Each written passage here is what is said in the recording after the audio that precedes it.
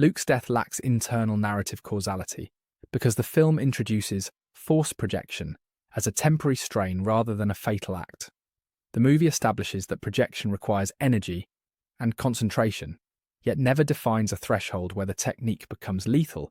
If a story introduces a rule inconsistent with existing law, that rule must be explained visually or verbally.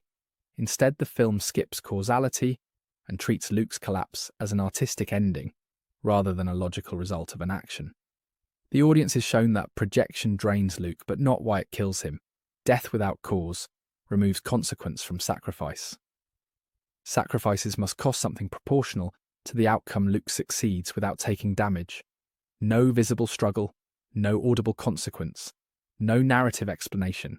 The moment becomes symbolic rather than story-grounded meaning. The event exists to create a dramatic emotional beat rather than to progress character development. The projection removes tension rather than heightening it. When Luke appears on Crate, he interrupts conflict without physically participating. The standoff resolves without stakes because the danger is deflected, not confronted. This creates spectacle without resolution. If Luke were physically present, the scene would advance character arcs by forcing confrontation. Instead, it functions as an illusion that resolves nothing. Luke dies without facing the emotional core of the trilogy's conflict. Ben's solo turned because of a foundational breakdown between mentor and student. Luke never learns Ben's reasoning. He never asks why, and he never attempts resolution. The trilogy hinges on this relationship, yet the film ends without addressing their shared past stories' collapse when central relationships lack confrontation and closure. Luke's death leaves the Resistance leaderless at its weakest moment. There are no reinforcements, no infrastructure, and only a handful of fighters killing Luke eliminates strategic support without providing narrative replacement. The story removes the only character with influence, experience, and symbolic power, leaving a vacuum that the narrative does not fill. Rey is positioned as Luke's successor, despite lack of training. Successorship without mentorship breaks dramatic causality. Luke refuses to teach her, refuses to explain the Force philosophy, and refuses to share knowledge. Yet the story expects the audience to accept her ascension, as inevitable training arcs rely on progression, an earned exchange, not symbolic shortcuts. Luke's exit echoes the narrative structure of Yoda and Obi-Wan, but removes the substance that justified their departures. Both mentors completed arcs, passed on teachings, and left their students capable. Luke leaves without transferring knowledge or philosophy. The result is a structural mimic without thematic justification. Luke's projection stall tactic does not alter stakes for Rey or Kylo. Rey is neither challenged nor changed by it. Kylo receives no new insight or development because Luke avoids a real confrontation. Consequences arise when confrontation forces change. Avoidance freezes arcs. Luke's death freezes progression rather than advancing it. His death creates narrative limitation instead of narrative possibility. When characters die before their arcs resolve, they leave narrative threads dangling. Luke could have rebuilt the Jedi Order, addressed his failure with Ben, or reconciled with Leia. Death prematurely ends those options, removing potential without completing purpose. The story communicates that Luke dies because he achieves peace with his decision. But inner peace without narrative closure is insufficient resolution. The audience needs to understand how he resolved guilt, not simply that he resolved it. Internal change becomes meaningful only when tied to observable action or dialogue. The film frames Luke's projection as the fulfillment of a mythic role, but myth requires foundation. Legends emerge from demonstrable deeds.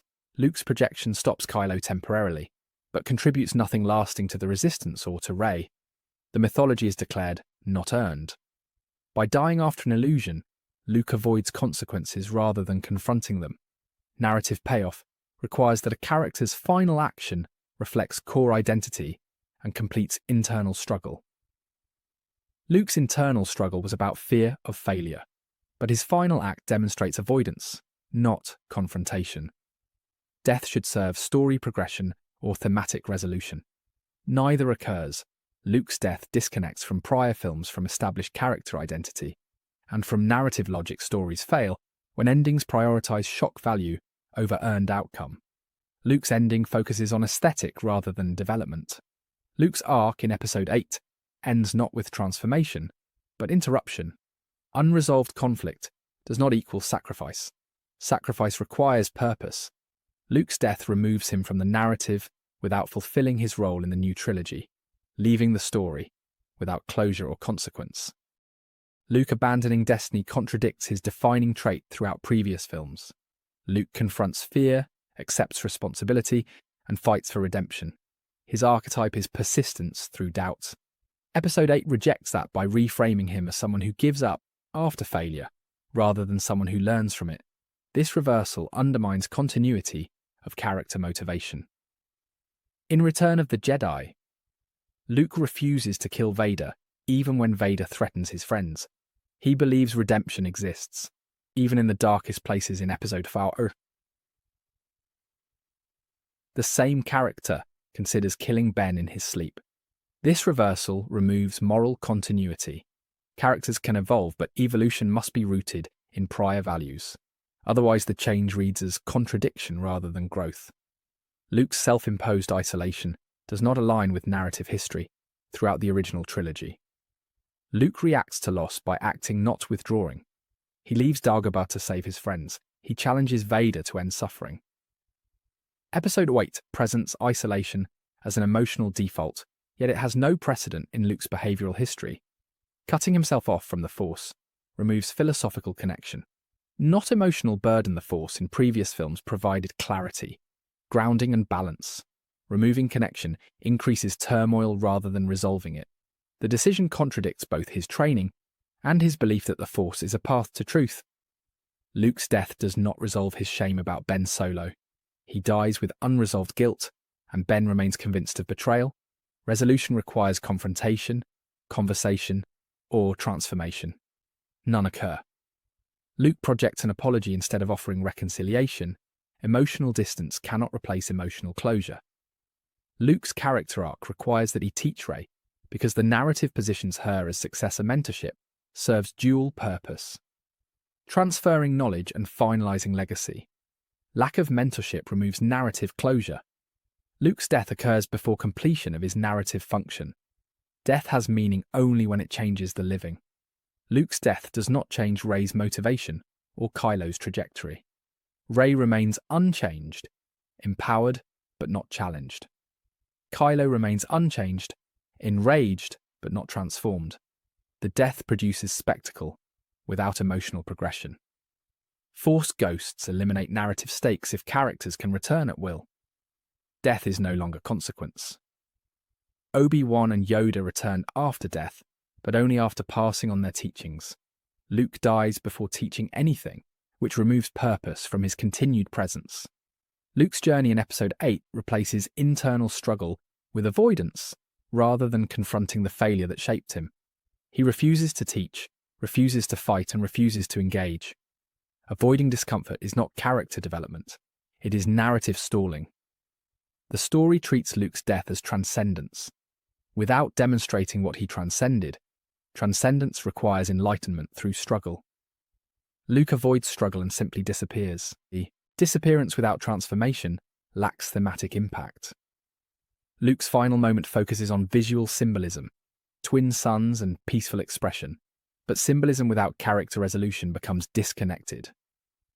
Aesthetic Luke earns the image, but not the transformation. The symbolism replaces meaning rather than expressing it.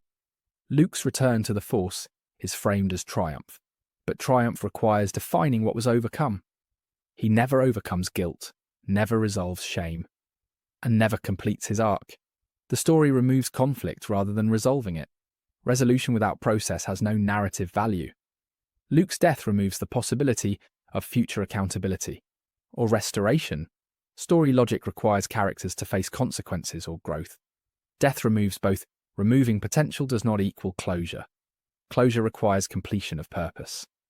Ultimately, Luke's death discards the core principle that defined him throughout Star Wars: Hope Against Impossible Odds. Episode 8 portrays Luke's loss of hope without earning it, and restores his hope without showing how the missing development leaves his death dramatically empty and logically unsupported. Thank you for watching. Be sure to like, subscribe, and hit that share button.